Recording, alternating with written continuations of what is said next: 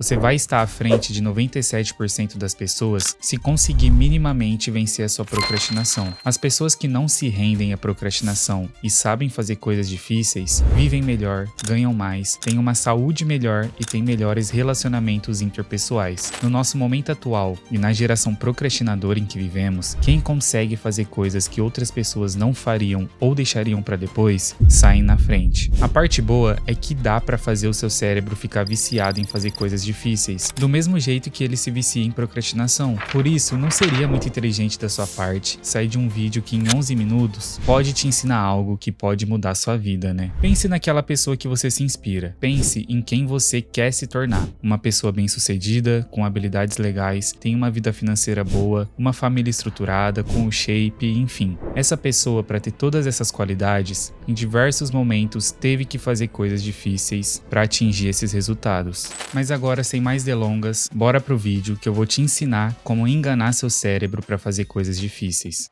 Eu estava no fatídico ano de 2020, no auge da pandemia. Naquela época, eu estava trabalhando como nunca. Eu fazia engenharia e meu estágio não parou. Durante os 10 meses que eu fiquei lá, eu só pensava em como eu não estava feliz com aquilo. Eu queria ter mais liberdade, mais autonomia e queria muito empreender. A única vez que me senti feliz com o meu trabalho foi quando eu saí, mas eu só senti isso porque eu não esperava que o pior ainda estava por vir. Naquele momento, eu achei que largar a faculdade, o estágio e viver de marketing digital era o meu futuro, que eu ia ficar milionário da noite pro dia com aquilo. E não é à toa que nessa época foi o auge do marketing digital e dos famosos cursos de vender curso. Mas como era de se esperar, eu não fiquei milionário com isso. Eu só perdi tempo e desenvolvi vários vícios, em pornografia e em procrastinação. Eu fiquei meses fingindo que trabalhava, mas na verdade, eu queria me enganar e me sentir ocupado para fingir que eu estava fazendo coisas relevantes, quando na verdade eu só estava o dia todo pulando de uma rede social para outra e me afundando cada vez mais em vícios. Mas calma, se você já passou por algo parecido ou se sente afundado nessas coisas no momento, esse vídeo vai te ajudar. Porém, para sermos mais espertos que nosso cérebro, primeiro temos que ver e entender como nossa mente funciona, porque nossos comportamentos têm padrões.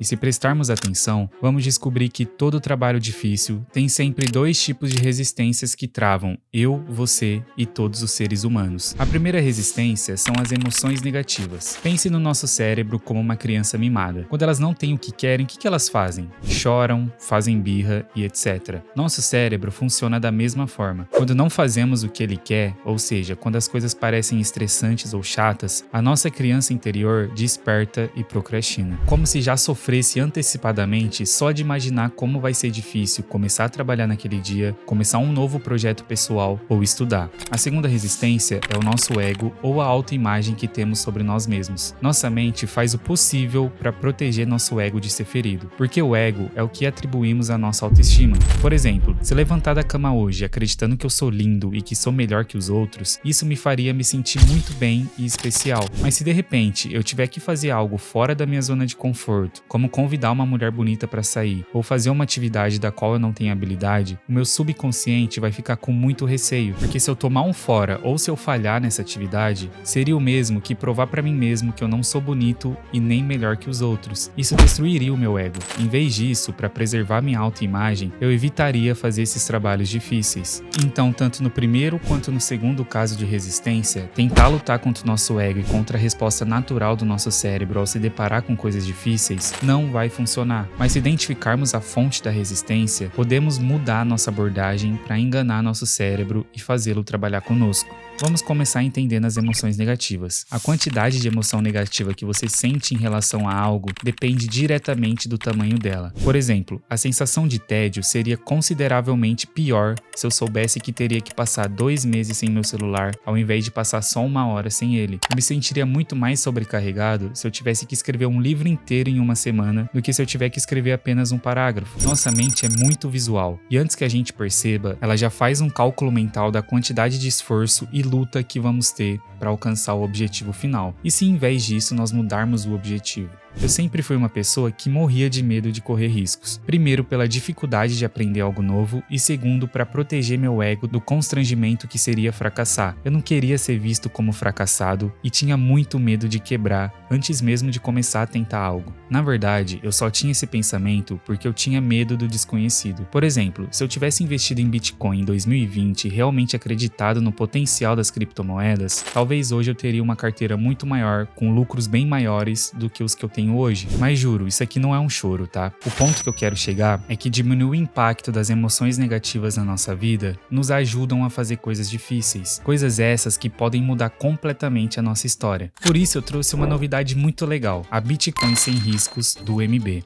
No MB, o seu primeiro investimento em Bitcoin fica no lucro ou você recebe o seu dinheiro de volta. Não, isso não é piada, tá? Não tem como perder com o MB. Se o seu primeiro investimento em Bitcoin não render até março, garantimos o reembolso do valor perdido em até R$200. Cara, se eu tivesse tido essa oportunidade lá atrás, o medo de investir seria menor e com certeza eu começaria antes, aumentando ainda mais os meus resultados, como eu já disse. O MB te ajuda a começar a investir em algo para o seu futuro sem riscos e com mais confiança. De fato, é o melhor lugar para isso. Até porque todos sabemos que criptomoeda é um mercado volátil. Mas fazendo um primeiro investimento em Bitcoin até dia 31 de janeiro e mantendo esse valor em Bitcoin que você investiu na sua conta do MB até dia 1º de março de 2025, caso você não lucre com esse investimento, eles garantem o reembolso de até R$200 na sua conta, mas é válido apenas para o valor da primeira compra. Para isso, é preciso manter o Bitcoin em custódia, ou seja, sem fazer nenhuma operação com esse montante até o dia 1º de março às 11h59 da noite. Mas de verdade, não dá para perder tempo. Cadastre-se na página oficial da promoção clicando no link na descrição ou no QR Code na tela e aproveite essa oportunidade de investir em Bitcoin sem riscos, que sinceramente até eu já comecei a aproveitar. O MB é um exemplo prático de como diminuir as emoções negativas e o medo de fazer coisas difíceis. Mas continuando aqui, a primeira dica para enganar nosso cérebro, forçando-o a fazer coisas difíceis é: agrupe trabalhos difíceis com trabalhos agradáveis ou com recompensa. Lembre-se, o nosso cérebro é uma criança mimada, então precisamos falar com ele com jeitinho, ou então encontraremos ainda mais resistência. Imagine que você está cuidando de uma criança e ele começa a fazer birra para não fazer a lição de casa. Para sair dessa situação, eu diria o seguinte: bom, cara, se você terminar seu dever de casa, você pode ver e escolher um filme para assistir depois. O agrupamento de trabalho é incrivelmente subestimado e eficaz. Eu uso isso o tempo todo. Se você assistiu meu vídeo sobre foco, vai entender que essa parte é o equivalente a dividir a sua rotina em blocos. Eu até posso fazer planos de sair com meus amigos, mas só faço isso se eu tiver tudo adiantado para esse dia. Eu posso assistir meus animes, jogar videogame ou assistir filmes só se eu tiver feito tudo que deveria ter feito no dia, como se literalmente fosse uma recompensa. E também eu utilizo um sistema que eu chamo de sistema de recompensas momentâneas. Ou seja, a cada 50 minutos focado, eu me dou 10 minutos de recompensas, onde eu posso mexer nas redes sociais, posso fazer qualquer coisa que eu quiser e que me sejam agradáveis. Sempre tente encontrar maneiras de incentivar o trabalho árduo com diversão, e as emoções negativas em torno disso não serão tão fortes, e será mais provável que você faça o que tem de ser feito, mesmo que seja difícil.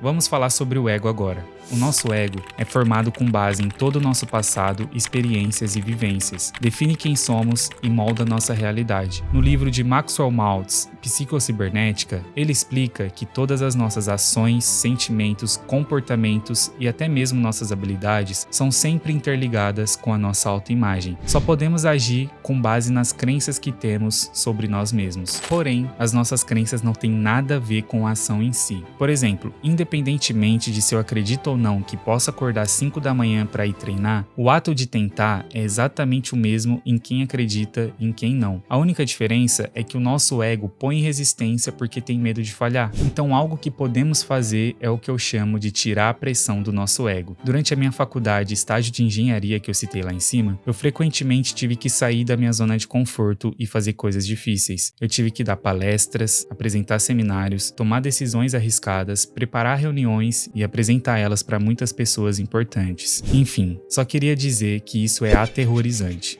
Mas em contrapartida, eu trabalhei e estudei com pessoas que realmente não pareciam incomodadas em fazer isso. Sabe aquele seu amigo que apresenta um trabalho sem nem sentir? Uma vez eu perguntei a um dos meus amigos que eram assim, como ele sempre foi tão positivo e disposto a sair da zona de conforto. e ele me disse que não ficava pensando muito naquilo e que tentava se divertir com a situação. Mesmo que sem saber, ele estava imerso no processo, aprendendo e tratando como se fosse um jogo. E isso realmente me pegou. Ou seja, se tirarmos a pressão de nós e nos concentrarmos apenas em se divertir, a resistência e o medo caem e podemos simplesmente começar a aproveitar a tarefa e realmente executá-la melhor. Acho que essa ideia de se divertir fazendo o que é necessário realmente se aplica a muitas coisas na vida, especialmente quando se faz algo difícil. Mas agora, com certeza você deve estar pensando: não, cara, não tem a menor possibilidade de eu imaginar algo difícil sendo divertido. Acordar às 5 da manhã para correr num frio congelante, ir pra academia para levantar coisas pesadas, simplesmente não dá para ser divertido.